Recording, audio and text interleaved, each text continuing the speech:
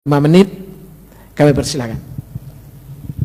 Baik, terima kasih banyak Pak Yai. Bismillahirrahmanirrahim. Assalamualaikum warahmatullahi wabarakatuh. Alhamdulillahirabbil alamin. Allahumma shalli ala Muhammad wa ala ali Muhammad.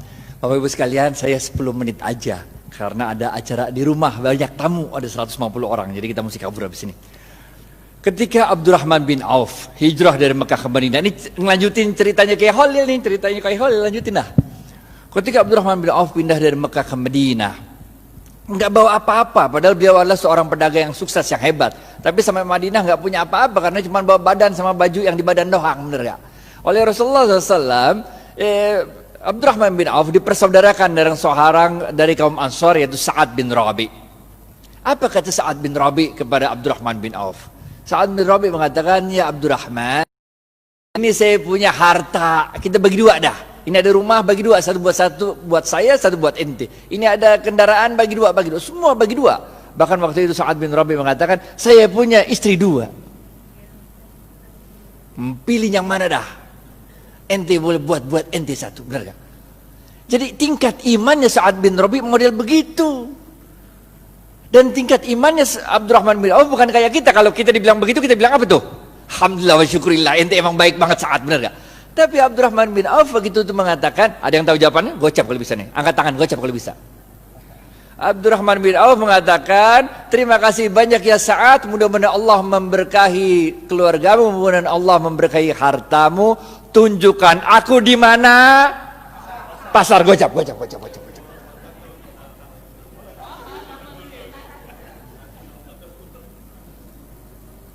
Tunjukkan aku di mana pasar, men. Bener gak? Harta mah insya Allah der, Allah yang ngatur rezeki, yang penting lu usaha. Bener gak? Yang penting usaha. Udah, tunjukin pasar sama Sa'ad, jalan berdua ada tuh. Ngelengkapin kisahnya Kiai Fikri Bareno juga nih. Jalan. Sa'ad nanya, si Abdurrahman bin Auf nanya sama Sa'ad, ini pasarnya siapa ini Ad katanya? Orang Yahudi katanya. Di depan pasarnya ada tanah kosong. Ditanya lagi, Ad, ini tanah kosong punya siapa Ad katanya? Punya aneh kata Sa'ad. Udah Ad, kita jadiin pasar katanya. Bagaimana caranya? Udah tenang dah. Orang kalau jualan di pasarnya Yahudi itu suruh nyewa lapak. Lapak tuh sewa, bener gak? Sedangkan Abdurrahman bin Auf itu tanahnya Sa'ad bin Rabi dipatok-patok, dijadiin itu lapak-lapak, kan nyewa. Kaum muslimin silakan jualan aja di sini. Kalau untung bagi hasil. Ngerti gak? Lah itu kaum muhajirin yang pindah kan nggak punya harta yang dibawa, bener gak? Jadi kalau suruh bayar sewa kagak sanggup, bener gak? Jualan aja dulu, benar gak? Kalau untung bagi hasil nih. Itu sebabnya ekonomi Madinah mulai tumbuh. Seorang sahabat waktu itu datang kepada Rasulullah SAW, ya Rasulullah, kami ini dagang untungnya kecil, sedangkan orang-orang Yahudi dagang untungnya besar, sama-sama di Madinah nih. Nabi kaget, kok bisa begitu? Barangnya sama katanya. Kok bisa orang Yahudi untungnya gede, kalian untungnya kecil? Para sahabat menjawab, kami kalau dagang ngikutin cara mau berdagang ya Rasul. Rasul tambah kaget lagi lah. Bagaimana caranya? Kami kalau dagang jujur. Kalau orang mau beli 1 kilo, saya nggak ngurangin timbangan, tetap 1 kilo. Kalau mau beli 1 meter, tetap 1 meter, nggak ngurangin ukuran. Sedangkan orang Yahudi kalau dagang curang, ngurangin timbangan, ngurangin ukuran, makanya labanya untungnya gede, sedangkan kami untungnya kecil. Udah jujur belum tuh? Udah jujur kan? Apa kata Rasul? Cara kalian berdagang salah. Maukah aku beritahu bagaimana cara berdagang yang benar? Rasulullah SAW mengatakan, kalau ada orang mau beli, ente jangan kurangin, ente lebihin. Ngerti gak?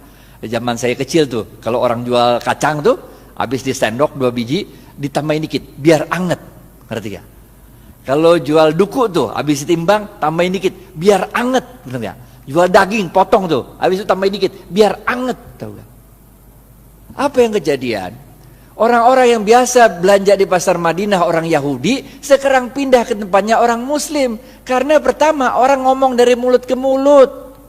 Kalau belanja di pasarnya orang Islam aja enak, 1 kilonya berat. Kalau tempat orang Yahudi 1 kilo enakan pasar orang Islam kalau 1 kilonya Banyak kalau tempat orang Yahudi 1 kilonya dikit. Ini rahasia yang pertama. Rahasia yang kedua, tiap kali dia jualan kan berarti dia sodakoh, ngelebihin, bener gak? Kalau sodakoh ente ngundang barokahnya Allah. Paham gak? Jadi Bapak Ibu sekalian, ini kita tarik 2 pelajaran penting. Yang pertama, kalau bisnis jangan curang. Ngapain bisnis curang? Bener gak? Kita orang Islam men, kalau ente orang Islam sholat tapi bisnis curang, enggak oke. Yang pertama nih, bisnis jangan curang, jangan ngurangin timbangan, jangan ngurangin hak pembeli. Yang kedua apa?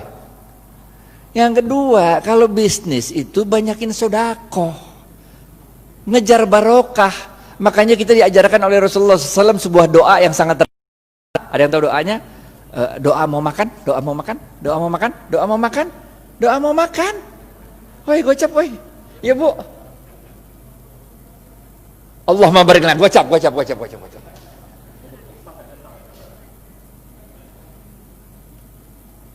Makanya kita diajarkan oleh Rasulullah SAW, Allahumma barik lana fima rozaktana wa qina azabannar. Wahai Allah, berkahilah seluruh rezeki yang Engkau berikan pada kami dan jauhkan kami dari siksa api neraka. Ini doanya begini nih. Paham gak? Jadi kalau bisnis mau sukses, pertama ente kudu jujur. Tapi jujur aja kagak cukup, kita juga harus cerdas, harus fatonah, harus tabligh, benar ya?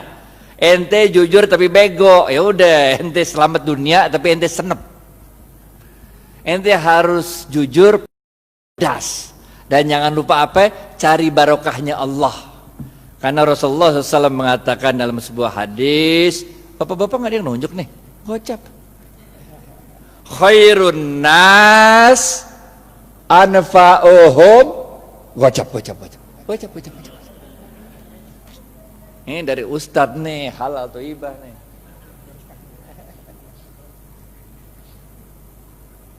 Paham ya?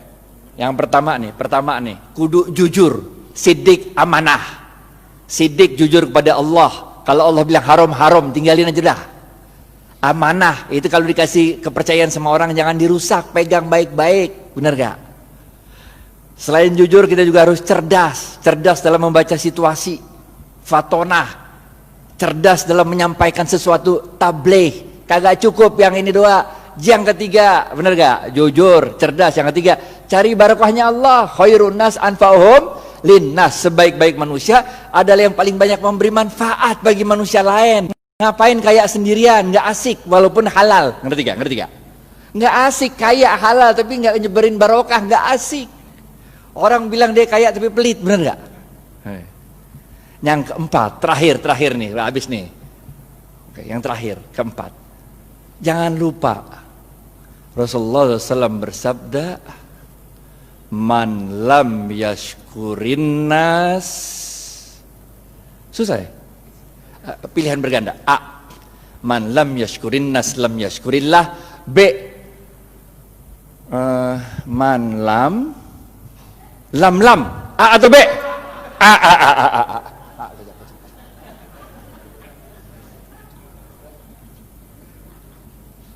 Ingat Bapak Ibu sekalian, kita ini bukan Rasul, bukan Nabi.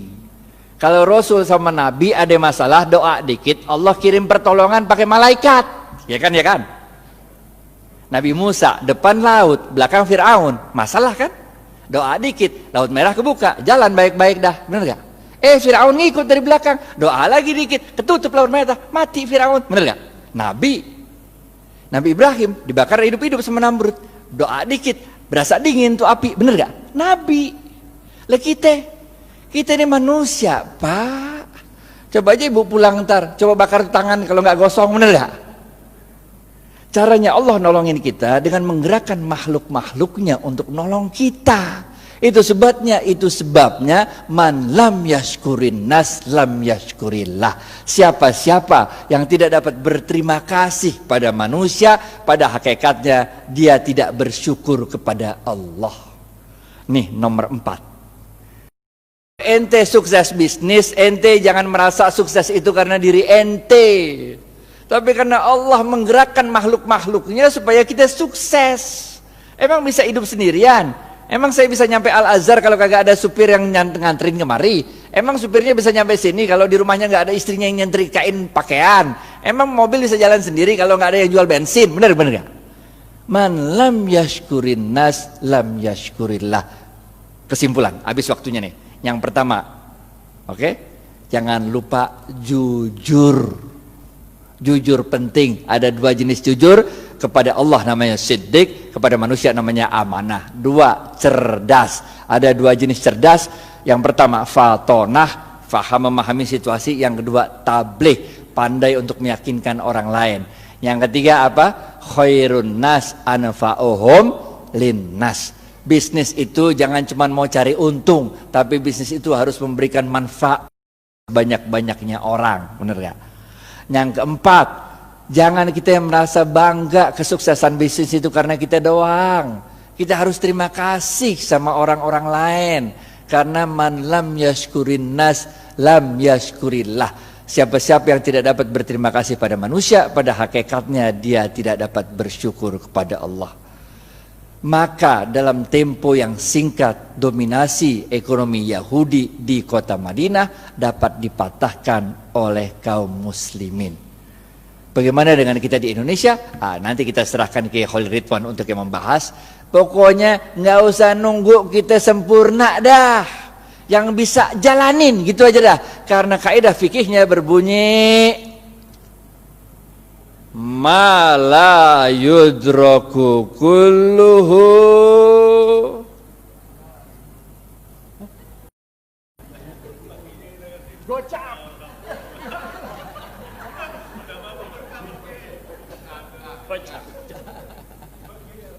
ma la yudraku kulluhu la yudraku kulluh. Kalau engkau tidak dapat melakukan kebaikan itu 100%, jangan engkau tinggalkan kebaikan itu 100%. Jangan nunggu sempurna baru kita lakukan. Lakuin dulu, nggak usah nunggu tajwid, makhraj sama tahsinnya bener. Jangan nggak usah sholat aja sholat, bener gak? Nggak usah nunggu kita sempurna baru kita jalan, nggak usah, jalanin aja dulu dah. Karena dalam sebuah hadis qudsi Allah mengatakan, amalkan apa yang engkau ketahui, niscaya akan aku beritahu apa yang tidak engkau ketahui. Jalanin aja, jalanin. Karena barokah fil harokah. Barokah itu adanya dalam harokah, dalam pergerakan. Jalanin aja, kayak Siti Hajar lari dari Safa ke Marwah, bener gak? Itu kan lucu, coba dari Safa Marwah lari-lari 7 kali bolak-balik, kagak ada air, bener gak? Yang nemuin air siapa? Ismail. Yang capek lari siapa? Hajar. Nggak penting men siapa yang nemuin air, bener gak? Yang penting inna sofa wal marwata min sa'airillah. Dicatat sama Allah usahanya Hajar itu, dicatat sebagai min sa'airillah, tanda-tanda kebesaran Allah.